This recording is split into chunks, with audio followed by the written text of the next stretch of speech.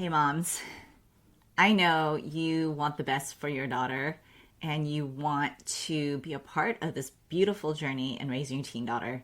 And as we know, connecting with our girls during these years can sometimes feel like a puzzle. Sometimes a difficult puzzle, sometimes, it's easy, bigger pieces to put together, but most times I would say we're sort of kind of in the middle or more on the difficult side. We want to understand them better, right? But sometimes our efforts really can unintentionally create distance, right? The more we lean in, it seems the more they want to back up. And that's why today we're focusing on something a bit different. Instead of offering just strategies, we're going to explore 3 simple questions that you can ask yourself to create a more genuine and effective connection with her. These questions are designed to help you reflect, understand, and really nurture that bond in a natural, authentic, and genuine way. Now, isn't that what we want? Okay, hang tight. If you are frustrated with how to get your teenage daughter to open up to you because all you want is to connect with her as you once did, you're in the right place. Hey, I'm Jeannie Baldomero, a former rebellious teen, now mom of 3 young adults, educator, and the mom mentor, equipping you to create open communication with your girl so she can come to you about anything, even if she's scared. So grab your oat milk latte, breathe, and let's do this together. Okay, mama, are you finding yourself feeling frustrated trying to figure out your girl in this stage and not getting far with maybe even asking some questions? She's just like a stone wall. Mouths are closed, or even just getting one-word answers, or maybe an attitude that you didn't ask for because you're simply asking a question just because you want to know more about her because she's not talking to you. You literally get one word or even a shrug or the silent treatment or maybe a roll of the eye. I get you. I honestly read many books to unravel this mystery of connecting with my once sweet little girl. What happened? Why all of a sudden she's a different girl? And then I even question, have I failed as a mom raising her? What did I do to deserve this? What if I said something that will cause consequences that maybe we won't have a great relationship? Or even worse, maybe I'm pushing her away enough that she'll not want to share with me again. Okay, maybe that was a bit dramatic, but really, who else thinks this way? I hope it's not just me. Mom guilt at its finest. And our teenage daughter has a great way of finding that mom guilt card and flashing it in our faces. So, you know what? I decided things needed to change. I couldn't get into that spiral, that roller coaster ride that my daughter was taking me on. Actually, my kids were taking me on. So I asked myself, what did I need as a young teenage mom? So I decided things are going to change. This kind of brought some traumatic experiences as a 13-year-old myself and what I had put my mom through, but I had to really dig deep and revisit that young Jeannie. I asked myself, what did I need as a young teenager? And go do that. I'm able to connect with my girl better than my mom did with me. And as a young adult now, she loves making connections, is brutally, and I say brutally, honest with me, with her feelings. But that's what I welcome.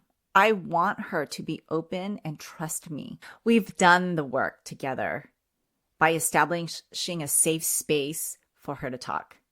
And I want to help you do the same too, mama. My Talk to Your Teen Girl framework allows me to walk you through a step-by-step actionable lessons that will help you create open communication with your daughter so that you can connect with her once again. You'll learn how to establish a safe space, learn how to respond to your daughter so she will feel heard and understood, as well as printable templates that allow you to guide your discussion so it's not as emotional as it can be and you get the conversation going. Let's do this together. Create open communication with your daughter so she can come to you even when she's scared. Head to talktoyourteengirl.com. That's talktoyourteengirl.com. I know for me, sometimes I'm well, not sometimes, most times, I can be very reactive. And I've shared this verse. It always sticks to my mind: be quick to listen, slow to be anger, slow to speak, slow to be anger. And that pops into my head whenever I'm about to approach any of my children, really. But, girls, and this is not a blanket statement, but I know for me, I'm a very sensitive soul, and I know my daughter is as well. And that I need to stop before I speak on something, before I'm about to have a conversation with her, really, and really ask myself, when I get into this space or as I'm reading her body language, what am I doing that will cause her a little bit of distance, right? And that's something that we can help. If we can take responsibility for our own actions and how it's impacting our daughters, no matter how they're taking it, even if we weren't intentional, we're making the effort, mamas, of really being proactive in our relationship with our daughters. We are pausing to stop and think before we act. We are quick to listen, slow to speak, slow to get angry. And I'm going to share 3 questions that you can ponder on whenever you have some type of interaction with your daughter, whether it be in the car, whether it be asking about school, whether it be something that you need to talk to her so deeply about and you go in her room. These are just 3 simple questions to think about to help you listen a little bit more deeply so that you can continue to connect with your daughter. Number 1, am I truly listening without judgment? When your daughter looks at you, take a moment and pause and truly listen to what she's saying. Even listen to her body language. Is this the right time to talk to her? Right? This means putting aside any immediate responses or advice and simply hear her out. This kind of active listening shows her that her thoughts and feelings are valued and respected. You are valuing this time. And I know it's very hard for us mamas because sometimes we're just like, no, no, no. I valued a lot and I've given you lots and lots of grace. Right now, you really need to listen to me. And there are going to be opportunities where you can, right? But we're thinking of the long haul. We're thinking of what it's like to be in connection with our daughters. Now, we have different personalities of daughters from extreme, dramatic, reactive, insensitive, impulsive, right? All the way across to the other side. Quiet, meek, doesn't say much, hard to read, right? And they're both equally, concerning when it comes to connections. And that's okay. They're different personalities and they approach life in a different way. And so we need to be able to understand our daughters and how exactly what approach best, is best for them, suited for them, right? When it comes to listening, right? Asking the question, am I truly listening without judgment? What really matters is that she needs to feel valued and respected. Do you understand what she's saying, right? It also helps build trust and makes her feel understood, that you get her, that you are allowing her to speak or have her body language, right? Second question, what is her perspective and how can I understand it better? Now, like I was saying, from our perspective, we need to be able to try and listen. Now we need to jump onto her side. We need to think like she's thinking. You know your daughter. Maybe sometimes you're thinking like, not in this stage, I don't know my daughter. But just even imagine yourself as a teenager. What her perspective may be. Put yourself in her shoes.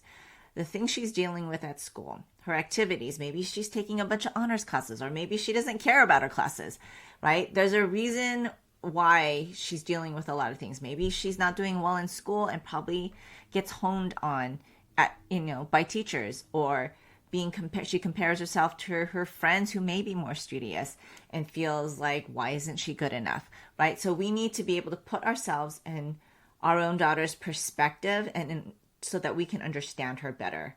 It's really important to approach conversations with curiosity, right? And ask yourself, what might be going on in her world and try to see things from her point of view. Like when she comes home and she has major attitude and just stomps in the room, and you know it has nothing to do with you.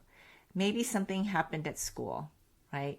And it's not for us to take offense or even to walk on eggshells, right? This is not a time for us to walk on eggshells. It's more of us being more confident in knowing her perspective, and that you don't need to walk on eggshells because you kind of understand her perspective and when to leave her alone and when to approach her, right?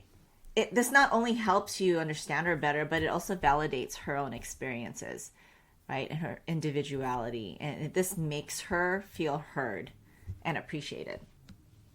Third question to ask yourself: how can I create a space where she feels safe and valued, right? Am I creating that space? How can I do that if she doesn't feel safe and valued? Now think about how you can foster that environment and where your daughter feels comfortable opening up. It might not be in her room and you're standing there, because that's her safe space for herself. It could be sitting on the couch, right, next to her watching a movie. That might be her safe space.